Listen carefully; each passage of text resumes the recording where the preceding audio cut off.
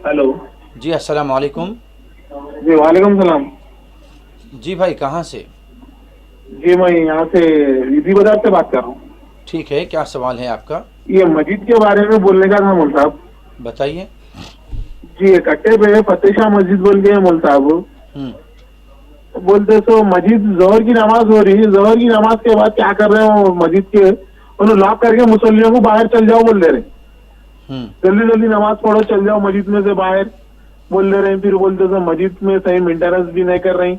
और बोलते तो मस्जिद का उन्होंने बोल के आए मस्जिद के सदर बने कि मैंने अल्लाह का दिया बहुत है, मस्जिद को मैं पैसे लगाने आया, वो करने आया, मैं ऐसा करता हूँ, मैं वैसा बनाता हूँ। बोले एक काम कुछ भी नहीं कर रहे, मस्जिद में उल्टा दादागिरी कर रहे हैं। मस्जिद से बोलते तो चल जाओ बोल दे रहे हैं। पूरा जहर के बाद मुसल्लियाँ बैठते जरा मस्जिद में तिलावत करते बैठते करते कुछ कर रही नहीं, वैसा सब बढ़ा दे रहे हैं खाली मस्जिद में से। सर आप बोलिए मस्जिदों के बारे में बोलता आप। शुक्रिया कॉल करने के लिए।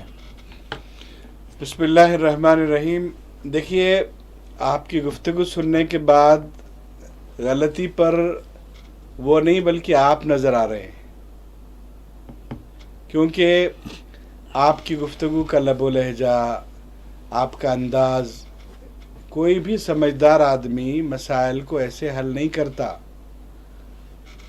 आपके घर की ज़िंदगी में खुदा न खास्ता कोई इख्तिलाफात हो जाएं, इस तर्ज पे आप बात करें तो बात बनने के बजाय टूट जाएगी।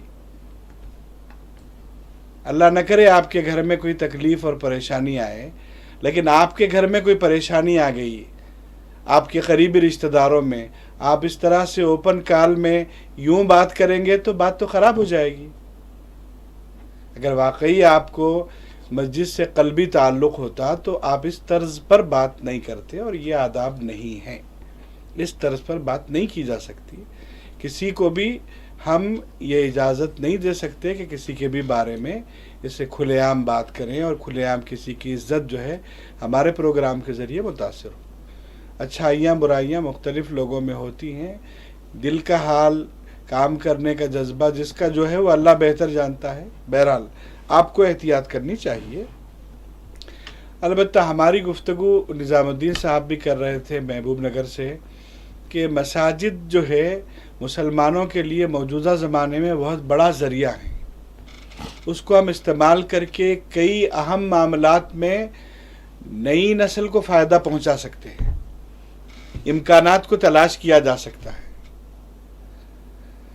और कोशिश की जा सकती है कि इस ज़रिए से उम्मत मुस्लिमा के अंदर ख़ास तौर पर जो खराबियाँ आई हैं, जैसे हमारी बहन जो 30 साल से एक शराबी शौहर के साथ ज़िंदगी गुजार रही है। जी जी। तो मस्जिद के अतराफ़ में ऐसे कितने घराने हैं, उनका सही डाटा जो है जमा करके उनकी इस्लाह के लिए, इस्लाह माशरा यही है ना। कुरान हम पर जो ज़िम्मेदारी आयद किया है, कुंतुम खैरा उम्मतिन उखरिजत लिन्नास तअमुरून बिल मारूफ व तनहौना अनिल मुनकर, यानी ईमान वाले हमको अल्लाह ने जो बड़ा दर्जा दिया है, खैर उम्मत करार दिया है, वो इसलिए है कि हम लोगों की भलाई की बातें करते हैं, लोगों को बुराई से रोकते हैं। तो ख़ास तौर पर ऐसे घर जो हद से ज़्यादा जहाँ पर परेशानियाँ हैं उनकी निशानदही करके उनकी काउंसलिंग होनी चाहिए। मदारिस की तादाद अच्छी खासी है, काउंसलिंग सेंटर्स कायम होने चाहिए जगह जगह पर, जिसमें आपस में मुसलमान क्या करें, एक दूसरे के दुख दर्द को महसूस करें। अगर कोई ज़्यादती हो रही है निशानदही करें, कोई मियाँ बीवी में इख्तलाफ हो रहे हैं दूर करने की कोशिश करें, और हम कर सकते हैं। उम्मत मुस्लिमा ये काम कर सकती है। अल्लाह ताला हमें इसकी तौफीक अता फरमाए।